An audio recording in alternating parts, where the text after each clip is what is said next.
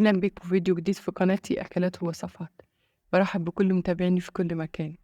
هنعمل النهاردة الطعمية، أكلة كل الشعب المصري. دي الفطار اللي الناس ما تقدرش تستغنى عنه كل يوم. معايا كيلو فول، نص كيلو فول، كل واحد وزي ما هو عايز. أنا معايا دلوقتي نص كيلو فول بس، مبيتاه من بالليل في المية. صباح الصبح غسلته وشلته من المية وغسلته. ومعايا ربطة كرات مصري وبصلاية صغيرة وخمس فصوص توم، وعملته في المفرمة وشين اتنين. اللي عنده الكب يعمل فيها ماشي، في ناس تقول في الخلاط بس أنا مبشجعش الخلاط ده، بس كل واحد وراحته زي ما هو عايز. بفرمها مرتين اتنين. وهي الطعمية مش عايزة أي حاجة خالص، هو يا دوب احنا قلنا البصل بصلية صغيرة خالص، إن البصل لما بتكتريه بيخليها تشرب زيت كتير.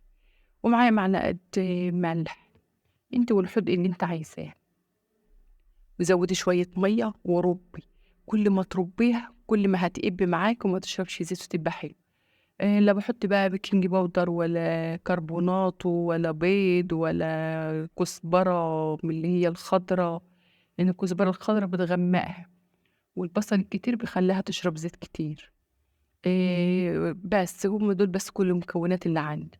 حط مية، كل ما العجينة بتاعتها تبقى رقيقة خفيفة، يعني تقب في الزيت وتبقى حلو وتبقى منفوشة. بس تعملي بقى الكمية اللي عندك وتكيسها في أكياس، كل كيس على قد الأكلة اللي انت تطلعيها. وهتيجي اقليها في الزيت.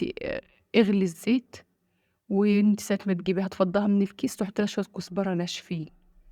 ما تحطيش الكزبرة الناشفة قبل ما تكيسيها في الأكياس وتحطها في الفريزر، لأ، لما تطلع من الفريزر قومي حاطة لها شوية كزبرة ناشفين. ومعاكي سمسم ماشي، مفيش سمسم عادي. ومعاكي طبق فيه شوية مية تبلي ايدك وتحطي الطعمية في الزيت، يكون الزيت مغلي. تحطي الطعمية في دقيقة ويكون النار عالية، ما بتغيبش ثواني وما خدتش معايا أي وقت. وهي أكلة حلوة وحاجة انت عاملاها في البيت، مضمونة، غسلاها ومنضفة الحاجة اللي انت عاملة فيها، وما بتكلفش وبتوفر عليك كتير. يعني النص كيلو فول والهيصة دي كلها ما كلفتش 30 جنيه. انت عملت منها 4 أكياس، 5 أكياس ب50 جنيه، يعني توفير كتير. اهو قدامكم اهي فتحتها اه، جميلة. يا ريت ما تحطوش بيض فيه ولا أي حاجة خالص. وأشوفكم في فيديو جديد إن شاء الله.